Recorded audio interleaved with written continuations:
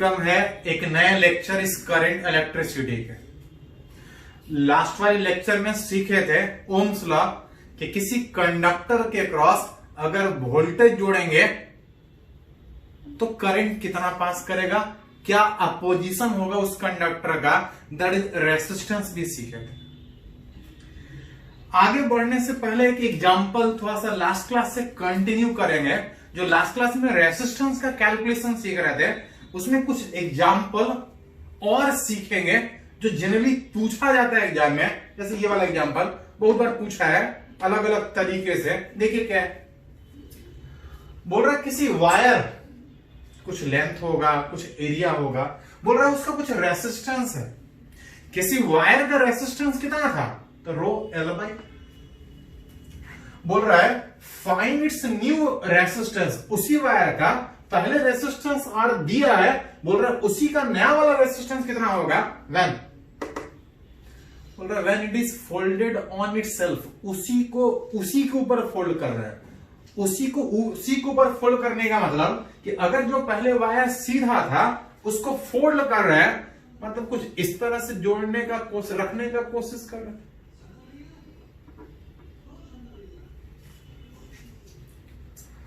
बोल रहा है उसी के ऊपर फोल्ड कर रहा है। फोल्ड करने का मतलब लेंथ हाफ हो जाए। अगर ओरिजिनल वाला एरिया अगर ए है तो इसका भी एरिया ए, लेकिन अगर दोनों को अगर इस तरह से अगर रखें, अगर वायर इस शेप में अगर फोल्ड किया है तो जो नया वाला लेंथ था L/2 और जो एरिया होगा ए और ए 2a होगा। तब पूछ रहा है कि अगर इसको इसी के ऊपर अगर फोल्ड करें तो इसका न्यू वाला रेसिस्टेंस कितना होगा। नया वाला रेसिस्टेंस बात करें तो नया वाला मटेरियल, नया वाला लेंथ, नया वाला एरिया, फोल्ड करने से मटेरियल में तो कोई चेंजेस होगा नहीं, मटेरियल वही है, लेंथ कितना होगा। तो पहले अगर वायर का लेंथ L तो नया वाला वायर का लेंथ L/2। पहले ओरिजिनल अगर एक वायर का एरिया A, लेकिन इस वायर का एरिया कितना, जहां से 2 बाहर निकालेगा तो 1/4 रो L/A पहले वाला रेसिस्टेंस था, नया वाला रेसिस्टेंस कितना होगा। मतलब इस तरह से अगर चेंजेस कुछ करने बोला जाए, फोल्ड करके लेंथ चेंज, एरिया चेंज, तो आप निकाल सकते हैं कि रेसिस्टेंस पे क्या इफेक्ट है। उसी में एक और अगर क्वेश्चन बात करें, बोल रहा है उसी वायर का नया वाला रेसिस्टेंस कितना होगा, कब, इस बार फोल्ड नहीं, बोल रहा है उस वायर को खींच रहा है। खींचेंगे तो लेंथ बढ़ेगा और लेंथ बढ़ेगा तो एरिया, तो खींचने से लेंथ बढ़ता है और जो एरिया होगा वो घटेगा। बोल रहा है कि उसको खींच रहे हैं, इस तरह से खींच रहा है, स्ट्रेच कर रहा है, इस तरह से स्ट्रेच कर रहा है कि लेंथ बिकम्स 3 टाइम्स। लेंथ जो पहले L था, लेंथ बढ़ के 3 टाइम्स हो रहा है। अब तब पूछ रहा है कि नया वाला रेसिस्टेंस कितना होगा, एज R बराबर रो L/A में अगर लेंथ चेंज करेंगे तो एरिया भी चेंज होगा। एक तरीका कि लेंथ का चेंज दिया है, आप एरिया का चेंज निकाल लीजिए, नया वाला रेसिस्टेंस निकलेगा। लेकिन बहुत बार दोनों का चेंजेस अलग अलग सोचने के बजाय इस फॉर्मूला को थोड़ा सा चेंज करते हैं। जैसे बोल रहा है लेंथ चेंज कर रहे हैं, मतलब लेंथ दिया है, एरिया नहीं दिया। ऐसा करें, अगर हम L से ऊपर नीचे अगर मल्टीप्लाई कर दें, अगर L से ऊपर नीचे मल्टीप्लाई करें तो ऐसा लिख सकते हैं, जहां पर rho into L² length into area is, बोल रहा वायर को खींच रहा है, खींचने से मटेरियल नहीं चेंज करेगा, वॉल्यूम नहीं चेंज करेगा, लेंथ चेंज कर रहा है। और अगर लेंथ दिया है कि कितना चेंज कर रहा है, यहां से सोचते तो दोनों चीज सोचना पड़ता है कि लेंथ कितना चेंज किया, एरिया कितना चेंज किया। लेकिन अगर यहां से देखिएगा तो आपको एक ही चीज सोचना होगा कि लेंथ चेंज कर रहे हैं, रेसिस्टेंस कितना चेंज होगा, जबकि रेसिस्टिविटी और वॉल्यूम सेम रहेगा।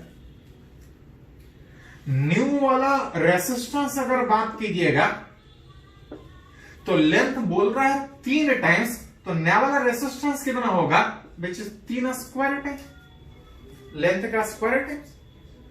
3 स्क्वायर टाइम्स मतलब 9 times, that is not 9 times का मतलब नया वाला रेसिस्टेंस की तरह।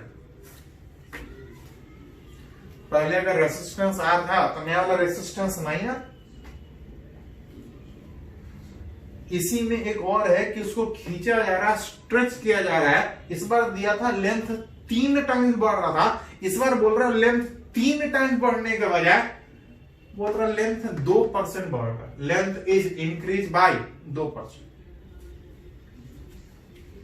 याद कीजिए 2% 4% मतलब स्मॉल चेंजेस, और शायद पढ़े हैं कि जब चेंजेस स्मॉल होता है, रेसिस्टेंस का वैल्यू था rho L by A, length change कर रहा तो एरिया भी चेंज करेगा। यहां से सोचेगा तो दोनों चीज सोचना पड़ेगा, लेकिन यहां से सोचिएगा तो खाली लेंथ सोचना पड़ेगा, डेंसिटी और वॉल्यूम सेम रह रहा है। लेंथ अगर 2% चेंज हो रहा तो पूछ रहा है कि रेसिस्टेंस कितना चेंज होगा, कितना होगा, उस तरह से निकाल सकते हैं। 11th वाले बहुत सारे चैप्टर में यूज हुआ था कि अगर चेंजेज स्मॉल है तो ये चेंज करेगा, कितना चेंज करेगा, जितना पावर है उतना चेंज करेगा, उतना टाइम ज्यादा चेंज करेगा। परसेंटेज चेंज इन रेसिस्टेंस, जितना पावर है उतना टाइम्स ज्यादा चेंज करेगा। ये लेकिन काम तब तक कर सकते हैं जब परसेंटेज चेंज स्मॉल हो। अगर ज्यादा परसेंटेज चेंज है तो प्रॉपर निकालना पड़ेगा। लेंथ 20% चेंज हुआ तो कितना हो, लेकिन 2% कम चेंज है। लेंथ 2% चेंज हो रहा है तो रेसिस्टेंस 4% चेंज होगा। अगर लेंथ बढ़ रहा है तो ये भी बढ़ेगा 4%। तो 2 टाइम्स 3 टाइम्स हो तो इस तरह से, कम चेंजेस हो तो इस तरह से, ज्यादा चेंजेस हो 10% 20% तो फिर प्रॉपर निकालना पड़ेगा, जैसे 11th 9th 10th में करते थे परसेंटेज चेंज। बोल रहा है इस बार खींच रहे हैं, लेंथ में चेंजेस के बजाय बोल रहा है रेडियस हाफ हो रहा है। जब वायर को खींचेंगे तो लेंथ बढ़ेगा और रेडियस घटेगा, लेंथ बढ़ेगा और रेडियस घटेगा। अब तब आपसे पूछ रहा है कि अगर रेडियस हाफ हो जाए खींचते खींचते, पिछले बार लेंथ दिया था, इस बार रेडियस दिया है। वायर का रेडियस देने का मतलब वायर का एरिया दिया है। खींचेंगे लेंथ बढ़ेगा, रेडियस घटेगा, एरिया घटेगा।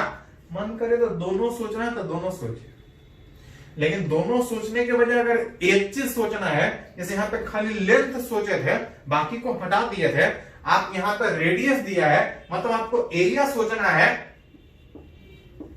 रेसिस्टेंस रो एल बाय ए, खाली एरिया सोचना है तो लेंथ को हटाना पड़ेगा, दिया नहीं है। इस बार अगर एरिया से ऊपर नीचे अगर मल्टीप्लाई कर दे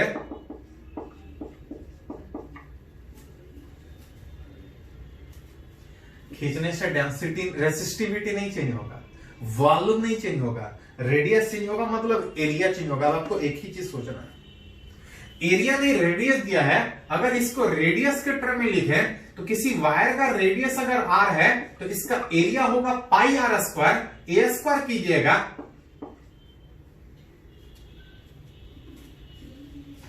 बाकी सब कांस्टेंट। जो रेसिस्टेंस होगा वो r का पावर 4 पे। नया वाला रेसिस्टेंस पूछा है, जब रेडियस बिकम्स हाफ, रेडियस जब आधा होगा तो रेसिस्टेंस, रेडियस जब आधा होगा तो रेसिस्टेंस कितना टाइम्स होगा, विच नया वाला जो रेसिस्टेंस है 2 का पावर 4 टाइम्स पुराने वाले के कंपेयर में 2 का पावर 4 दैट इज 16। परसेंटेज नहीं बोले तो परसेंटेज उस तरह से निकाल सकते हैं। इस बार बोल रहा है कि रेडियस आधा था, यहां पे बोल रहा है कि radius 2%, small percent change. For small change अगर बात करें तो पढ़े हैं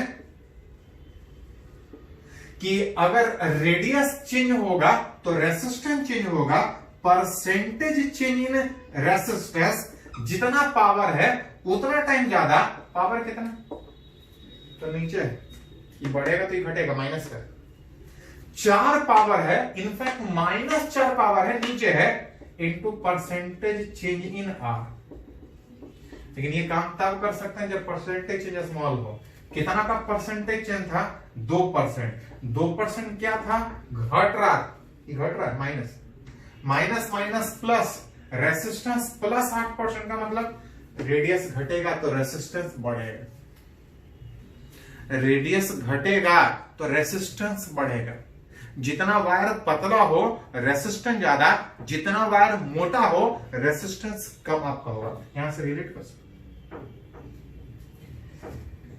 इसी में कभी कभी क्वेश्चन में यहां पे लेंथ दिया था, यहां पे एरिया रेडियस दिया था, कभी कभी मास देता है, कभी कभी डेंसिटी देता है, तो कुछ नहीं, वॉल्यूम को हटा के अगर मास दिया है, डेंसिटी दिया है, तो उसके टर्म में लिख सकते हैं। जैसे एक एग्जांपल और करें, पहले इसको थोड़ा सा नोट कीजिए, इसको नोट कीजिए।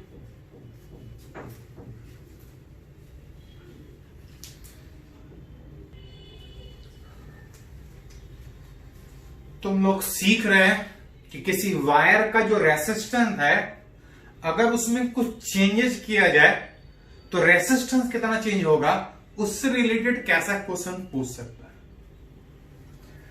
एक एग्जांपल यहां पे और बात करना चाह रहे हैं, बोल रहा है द मासेस ऑफ 3 वायर, ऐसा ऐसा 3 वायर है, the masses of 3 wire of copper, तीनों कॉपर है, दैट इज तीनों का मटेरियल सेम है। मटेरियल से मतलब रेसिस्टिविटी सेम हो। बोल रहा 3 वायर, तीनों का मास अलग अलग है, तीनों का लेंथ अलग अलग है, और तब पूछ रहा है तीनों का रेसिस्टेंस कितना अलग अलग होगा। एज रेसिस्टेंस सीखे थे R बराबर रो एल बाय ए, ये लेंथ के टर्म में था, ये एरिया के टर्म में था। इसको सीखे थे कि आप चाहें तो सिर्फ इसको एरिया के टर्म में सोच सकते हैं, इसको चाहें तो सिर्फ लेंथ के टर्म में सोच सकते हैं। लेकिन इस क्वेश्चन में लेंथ दिया है और मास दिया है, और तीनों का मटेरियल सेम है, तीनों कॉपर वायर है, रेसिस्टिविटी सेम होगा।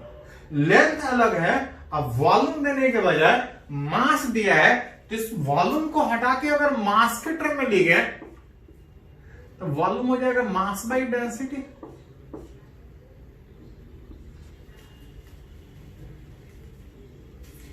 डेंसिटी था मास बाय वॉल्यूम, तो वॉल्यूम हो जाएगा मास बाय डेंसिटी। बोल रहा है तीनों वायर कॉपर का है, फॉर सेम कॉपर वायर, अगर तीनों कॉपर ही है तो रेसिस्टिविटी सेम होगा, और साथ साथ डेंसिटी भी सेम होगा, material same, resistivity same, density same, और तब जो रेसिस्टेंस होगा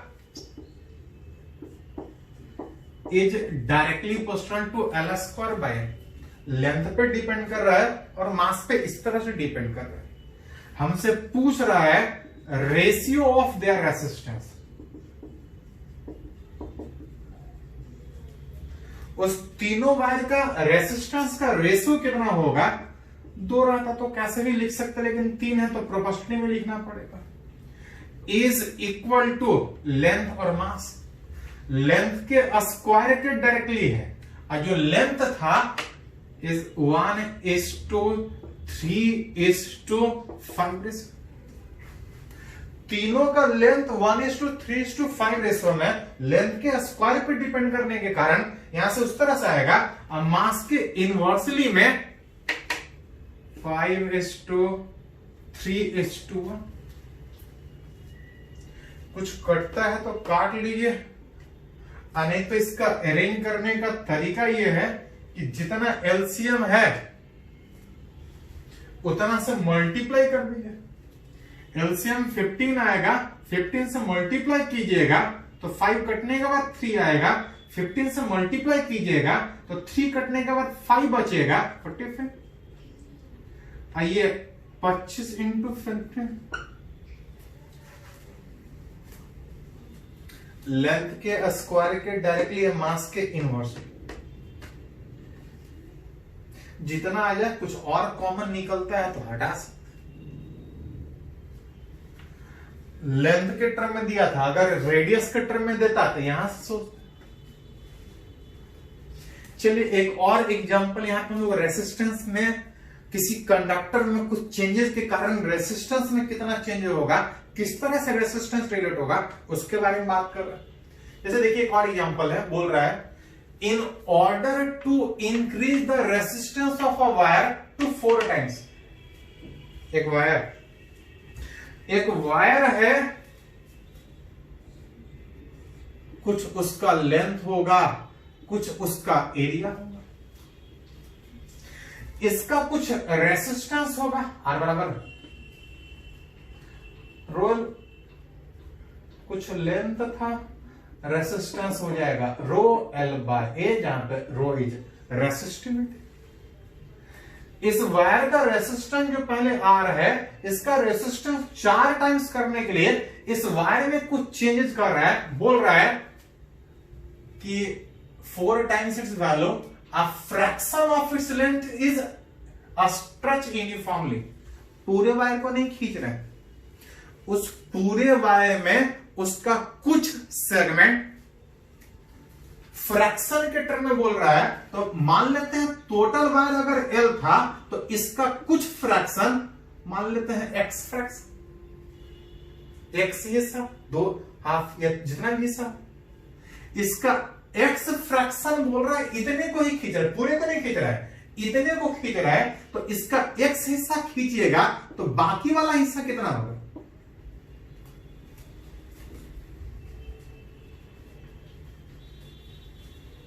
अगर इसका X हिस्सा अगर स्ट्रेच कर रहा है तो बाकी हिस्सा कितना बचेगा? तो 1 माइनस उतना हिस्सा बचेगा, टोटल हिस्सा 1 काउंट होता है। बोल रहा है टोटल इस वायर को खींचने के बजाय इसका कुछ फ्रैक्शन को खींच रहे हैं, मतलब इतने को वैसे ही रहने दे रहे हैं और इतने को खींच रहे हैं। इसका X फ्रैक्शन को खींच रहे हैं uniformly till its length becomes 3/2 times. इसका X हिस्सा को खींचना तो मान लेते हैं n टाइम्स खींच रहे हैं, 2 टाइम्स, 3 ट्रिपल कर सकते हैं, 4 टाइम्स कर सकते हैं। इतने को खींच के अगर n टाइम्स करेंगे तो इतने का एरिया भी घटेगा। ओरिजिनल का एरिया यही रहेगा, लेकिन जितना टाइम्स वो खींचिएगा एरिया उतना टाइम्स घटेगा, क्योंकि वॉल्यूम सेम रहता है। टोटल का नहीं, टोटल को नहीं खींच रहे हैं, खाली इतने ही पोर्शन को खींच रहे हैं। हाँ, बोल रहा है ऐसा खींच रहे हैं कि लेंथ बिकम्स 3/2 टाइम्स गिवन। एक तो रेसिस्टेंस पहले इतना दिया था, अब बोल रहा है इसको ऐसा खींच रहे हैं कि लेंथ, तो इसका लेंथ था L माइनस एक्स और ये वाला x है, इसको खींच के इतना कर रहे हैं सच दैट कि जो टोटल लेंथ है 3/2 times of original length, and जो नया वाला लेंथ है L माइनस XL, अब प्लस खींच के उधर किए थे NXL, सब मिला के अगर बात कीजिएगा तो L कॉमन निकल जाएगा, यहां से जो बचेगा 1 माइनस एक्स प्लस NX। अब दिया है कि ओरिजिनल के कंपेयर में 3/2 टाइम्स कर रहा है। फिर से देखिए, बोल रहा है एक वायर जिसका कुछ हिस्सा मान लेते हैं X हिस्सा, तो अगर ये टोटल का X हिस्सा है तो बाकी बचा हुआ निकल गया। इतने को खींच रहे हैं, ऐसा खींच रहे हैं कि लेंथ जो फाइनल बन रहा है वो ओरिजिनल के कंपेयर में 3/2 टाइम्स। यहां से थोड़ा सा भी और देख सकते हैं, L हट जाएगा 1 माइनस एक्स प्लस, इसको और अरेंज कीजिए, इसको उधर 1 को उधर लेके चले जाइए, 1 को उधर लेके जाइएगा तो n minus 1 into x common निकलेगा, 3/2 माइनस 1 दैट इज 1/2। अब एक और दिया था कि इस खींचने के प्रोसेस के बाद जो टोटल रेसिस्टेंस है वो 4 टाइम्स है। फाइनल जो रेसिस्टेंस होगा इसमें 2 हिस्सा होगा, कुछ इसका और कुछ इसका। इसका रेसिस्टेंस का बात कीजिएगा तो रो एल मतलब एल माइनस एक्सएल बाई ए, और इसका रेसिस्टेंस का बात कीजिएगा रो लेंथ हो गया एन एक्सएल, एरिया हो गया ए बाई। अब जो नया रेसिस्टेंस है पुराना वाला का 4 टाइम्स, पुराना वाला का 4 टाइम्स का मतलब 4 rho L by.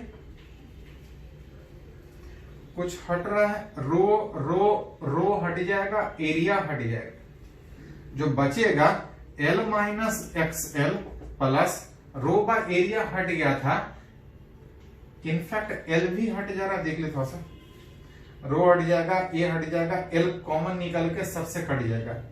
1 minus x यहां पे plus A rho L by A हट गया था, ये ऊपर चला जाएगा n square x is equal to 4, जिसमें आपके पास 2 अननोन है कि कितना इसका कितना हिस्सा x और कितना टाइम्स खींचे है, ये सब हुआ है।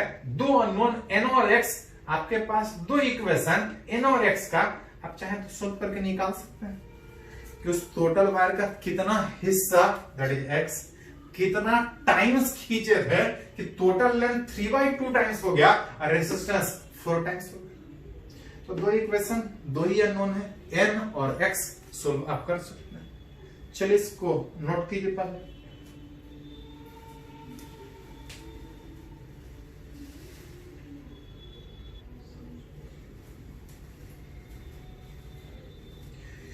तो हम लोग सीख रहे हैं कि किसी कंडक्टर के क्रॉस जब पोटेंशियल डिफरेंस अप्लाई करेंगे तो करंट पास करने में वो कंडक्टर अपोज करेगा। That opposition is called as resistance. Last वाले लेक्चर में कुछ रेसिस्टेंस निकालना सीखे थे और आज वाले लेक्चर में सीख रहे हैं कि उसमें अगर कुछ चेंजेस करे तो किस तरह चेंजेस कर सकते हैं। रही बात प्रैक्टिकल में कि अगर हमको लेबोरेटरी में अगर रेसिस्टेंस चाहिए तो वो कंडक्टर के बजाय मार्केट में जाइएगा तो लेबोरेटरी में जब आप बात कीजिएगा तो रेसिस्टेंस एक बॉक्स के रूप में, एक छोटा सा ब्लॉक के रूप में आपको मार्केट में मिलता है। मार्केट में कंडक्टर को हम रेसिस्टेंस यूज करने के बजाय, मार्केट करने का मतलब लेबोरेटरी में कंडक्टर सीधा यूज करने के बजाय, रेसिस्टेंस कंडक्टर का यूज करने के बजाय हम लोग को रेसिस्टेंस का एक बॉक्स मिलता है मार्केट में, वो हम लोग लेबोरेटरी में यूज करते हैं। एक ब्लॉक मिलता है जिसके ऊपर कुछ कलर का कोड किया हुआ रहता है। रेसिस्टेंस का एक ब्लॉक मिलेगा, मार्केट में जाकर बात कीजिएगा। अब उस ब्लॉक के ऊपर, एक सिलिंड्रिकल ब्लॉक के ऊपर डिफरेंट कलर का लेबल लगा होता है। डिफरेंट कलर का लेबल बता रहा होता है को जो बॉक्स दिया है, जो ब्लॉक आपको दिया है उसका रेसिस्टेंस कितना है। उसमें 4 कलर कोड दिया हुआ रहता है। अब उसके हिसाब से देख के हम लोग बात करते हैं कि जो बॉक्स हमको मिला है उसका रेसिस्टेंस का वैल्यू कितना है। हर कलर का एक अपना कोड होता है। अब उसके हिसाब से देख के आप बता सकते हैं कि इसका रेसिस्टेंस कितना होगा। और अगर इस तरह से 4, अगर उसके ऊपर एक रिंग के शेप में अगर कलर किया हुआ है तो इसका जो रेसिस्टेंस होता है उस ब्लॉक के ऊपर जो 4 कलर का जो रिंग कलर किया हुआ रहता है उसमें पहला जो रिंग होता है वो उस रेसिस्टेंस का पहला डिजिट बता रहा होता है। उस ब्लॉक के ऊपर जो दूसरा रिंग होता है उस रेसिस्टेंस का दूसरा डिजिट बता रहा होता है। साथ में जो तीसरा रिंग होता है, जो तीसरे कलर का रिंग होता है वो बता रहा होता है कि 10 का पावर कितना हो। पहला रिंग पहला डिजिट, दूसरा रिंग दूसरा डिजिट, तीसरा रिंग 10 का पावर बता रहा होता है। आज जो ऐसा लिखे a इंटू बी इंटू सी, तीसरा डिजिट 10 का पावर बता रहा होता है, और जो चौथा डिजिट होता है वो उसमें एरर बता रहा होता है। कि जो रेसिस्टेंस दिया गया है उसके कैलकुलेशन में ऑन एन अप्रोक्सीमेटली कितने का एरर हो सकता है, कितने का एरर हो सकता है, दैट इज कितने लिमिट तक आप उसको यूज कर सकते हैं, प्लस माइनस मान के कि लगभग इतना एरर आ सकता है। मार्केट में रेसिस्टेंस एक सिलेंडर के शेप में जिसके ऊपर कुछ कलर का रिंग बना होता है, रिंग उस रेसिस्टेंस का वैल्यू बता रहा है। 4 रिंग होता है, पहला रिंग पहला डिजिट रेसिस्टेंस का बता रहा होता है, दूसरा रिंग दूसरा रेसिस्टेंस का डिजिट बता रहा होता है, तीसरा 10 के पावर के टर्म में मल्टीप्लाई बता रहा होता है, और चौथा उसमें एरर कितना है वो बता रहा होता है। और हर कलर का एक अपना कोड होता है, तो ये कोड आपको रटना हो। एग्जाम में पूछा जाता है, पहले नहीं पूछा जाता है था, लेकिन हाल फिलहाल पूछा जाता है और आपको रट के रखना पड़ेगा कि हर कलर का कोड कितना होता है। अगर इसके ऊपर अगर ब्लैक कलर अगर रिंग लगा है तो ब्लैक कलर का वैल्यू होता है 0, अगर ब्राउन है तो 1, रेड कलर 2, अगर ऑरेंज कलर डाला है, इस तरह से हर कलर का अपना एक कोड होता है जो बता रहा होता है कि जो रिंग के जो इस तरह से ब्लॉक के रूप में दिया उसका रेसिस्टेंस कितना है। पहला 2 डिजिट यहां से देखते हैं, और जो तीसरा जो मल्टीप्लायर बता रहा होता है, 10 का पावर बता रहा होता है, वो यहां से देखते हैं। ब्लैक कलर है तो 10 का power 0 that is 1, brown colour है तो 10 का पावर 1। इस तरह से हर कलर का एक अपना अपना कोड होता है।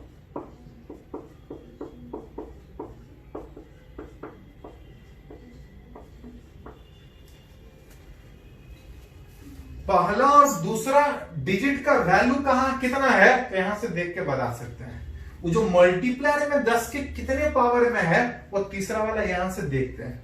और एरर कितने का है, जो टॉलरेंस है वो यहां से देखते हैं। अगर चौथा वाला रिंग अगर गोल्ड कलर का है तो मान के चलते हैं कि उसमें लगभग 5% का एरर है, 5% ज्यादा या 5% कम रेसिस्टेंस हो सकता है।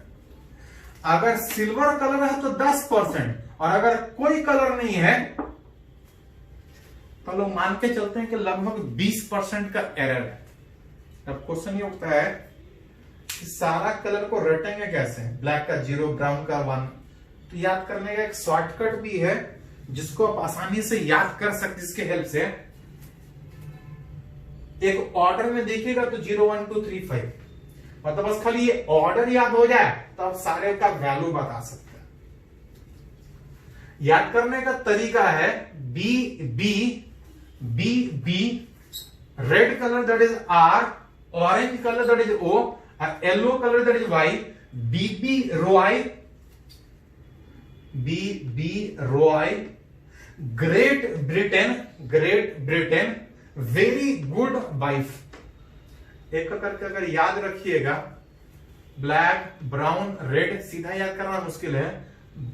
B B Roy, black brown red orange yellow, B B Roy, great Britain, very good wife. अगर ये वैल्यू याद है तो जो ब्लॉक दिया है उसका रेसिस्टेंस का वैल्यू कितना है आसानी से निकाल सकते हैं। ये एनसीईआरटी में सीधा सीधा दिया है, आप चाहें तो एनसीईआरटी से भी नोट कर सकते हैं। इसको थोड़ा सा नोट कीजिए, 1-2 एग्जाम्पल जो पूछा है एग्जाम में उसका हम लोग बात करते हैं, फिर इसको थोड़ा सा नोट कर लीजिए। तो इससे रिलेटेड जो रेसिस्टेंस होगा वो कैसे निकालेंगे, वैल्यू थोड़ा सा न्यूमेरिकली निकालना सीखते हैं, या क्वेश्चन कैसे पूछता है उसका बात करते हैं। पहले इसको थोड़ा लिख लीजिए।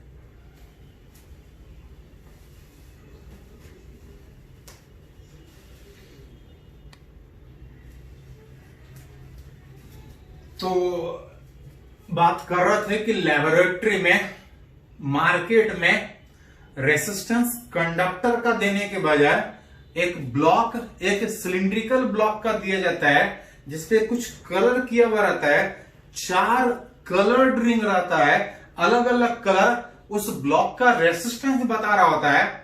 उस कलर का वैल्यू कैसे निकालेंगे वो सीखे, रेसिस्टेंस कैसे निकालेंगे सीखे। अब उसी पे 1-2 एग्जांपल हम लोग बात करना चाह रहे हैं। जैसे पहला एग्जांपल, ये जेईई मेन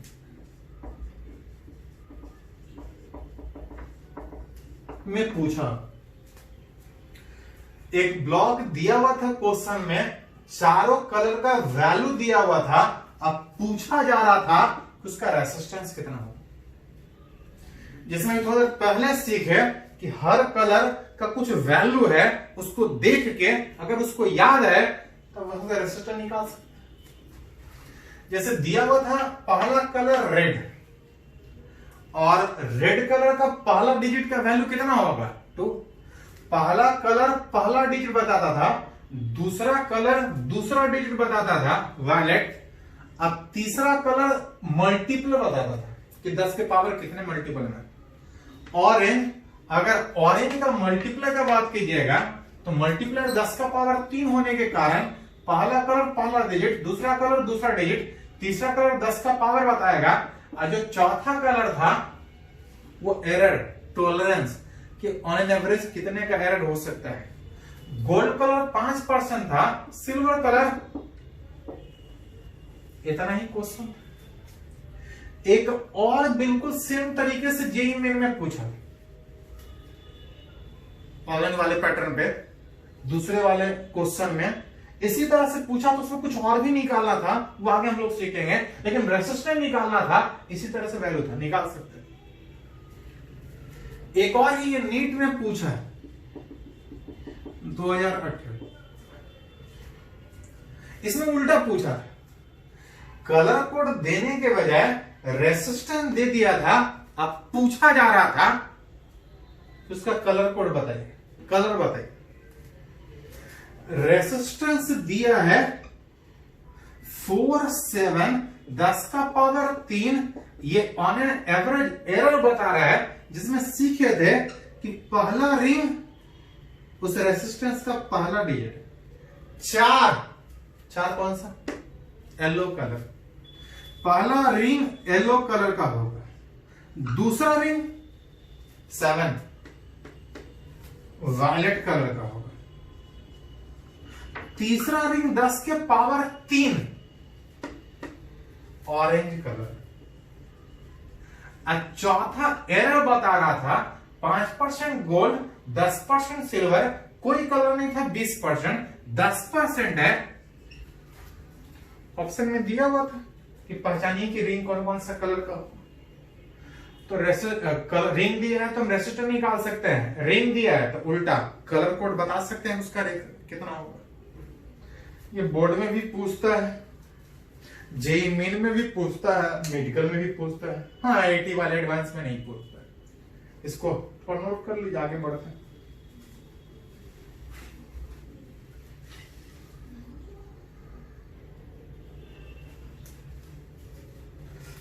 तो कलर कोड तो आसान था, वो थोड़ा सा रटना था कि हर कलर का वैल्यू कितना है, वो जो शॉर्टकट लास्ट में था उसको सही तरीके से ध्यान में रख के आप रट सकते हैं। हम लोग रेसिस्टेंस का बात कर रहे हैं, लास्ट क्लास में भी रेसिस्टेंस निकालना सीखे थे, अलग अलग शेप ऑफ बॉडी का, उसी में एक स्फेरिकल बॉडी का रेसिस्टेंस निकालना सीख रहे हैं। ये जेईई मेन 2019 में पूछा है, ऑनलाइन में ढेर सारा क्वेश्चन है, ढेर सारा अलग अलग एग्जाम होता है, वो किसी किसी एग्जाम में पूछा है। जेईई मेन 2019 में लास्ट क्लास में जो रेसिस्टेंस निकालना सीखे थे उसी पे क्वेश्चन है, बोल रहा है a space between 2 concentric conducting sphere, 2 sphere के बीच का जो स्पेस है, एक मटेरियल जिसका रेसिस्टिविटी दिया है, फिल किया है, पूछ रहा है कि इस अंदर और इस बाहर करंट अगर एक साइड से इन करे दूसरे साइड से बाहर निकले तो इस स्फीयर का इस कंडक्टिंग स्फीयर, जहां तो मटेरियल बीच में है, इधर खाली, अगर करंट इनसे आउट जाए इस दो स्फीयर के बीच, पूछ रहा है इसका रेसिस्टेंस कितना होगा। किसी भी कंडक्टर का जो रेसिस्टेंस था, लास्ट वाले लेक्चर में सीखे थे, जो लोग नहीं देखे जाके फिर से देखिएगा उसको। लास्ट वाले लेक्चर में सीखे थे कि जो रेसिस्टेंस था R बराबर रो L बाय A में, rho is resistivity, L is length, A is area. ये मटेरियल को बता रहा था करंट चाहे किसी भी डायरेक्शन से पास करे, हर जगह मटेरियल सेम, लेंथ और एरिया इस बात पे डिपेंड करता था कि कंडक्टर में कौन से डायरेक्शन से करंट पास कर रहा है। अलग अलग केस में निकाले थे लास्ट वाले लेक्चर में। अगर इस केस में बात करें तो करंट इधर से पास कर रहा है, इस डायरेक्शन में जो लेंथ होगा दिया है inner radius A, outer radius B, current यहां से यहां तक जा रहा है, कितना लेंथ होगा, तो मटेरियल रो लेंथ हो जाएगा B माइनस A। एरिया कौन सा है, तो जो एरिया था वो क्रॉस सेक्शन एरिया था। क्रॉस सेक्शन एरिया मतलब जिस डायरेक्शन में करंट फ्लो हो रहा है उसके ठीक परपेंडिकुलर। स्फीयर में जैसे करंट इन करेगा, आगे बढ़ेगा, चारों तरफ फैलेगा, और एक जगह नहीं, फैलते जाएगा चारों तरफ। अब फिर यहां से बाहर निकले, उस करंट फ्लो के परपेंडिकुलर में बात कीजिएगा तो चारों तरफ एक स्फीयर में फैल रहा होगा। स्फीयर का एरिया, जहां पे जो रेडियस है वो अंदर वाला कि बाहर वाला, तो करंट अंदर से भी पास करो और बाहर से भी पास करो, ना अंदर वाला ले सकते हैं ना बाहर वाला ले सकते हैं, ना अंदर वाला रेडियस ले सकते हैं ना बाहर की, हर जगह से करंट पास कर रहा है। मतलब कोई एक रेडियस यूज नहीं कर पाएंगे, और अगर कोई एक रेडियस यूज नहीं कर पाएंगे मतलब इस क्वेश्चन को एक बार में नहीं बना पाएंगे। जब इस क्वेश्चन को एक बार में नहीं बना पाते हैं तो याद कीजिए सीखे थे कि उसको छोटा छोटा सेगमेंट में तोड़ते हैं। पहले रेसिस्टेंस निकालने के लिए पूरा का निकालने के बजाय पहले एक छोटा सा एलिमेंट का रेसिस्टेंस निकालेंगे और टोटल निकालने में इंटीग्रेट करेंगे। एलिमेंट ऐसा कि जो दिक्कत उस पूरे क्वेश्चन को बनाने में था, एलिमेंट लेने के बाद दिक्कत नहीं होना चाहिए। दिक्कत यह था कि करंट आगे बढ़ रहा था, एरिया रेडियस चेंज हो रहा था। तो ऐसा कीजिए कि R रेडियस पे अगर dr थिकनेस का खाली पहले इससे निकाले कि कितना करंट पास करने में रेसिस्टेंस है, खाली इसका रेसिस्टेंस निकाले तो टोटल निकालने में करके जोड़ ले।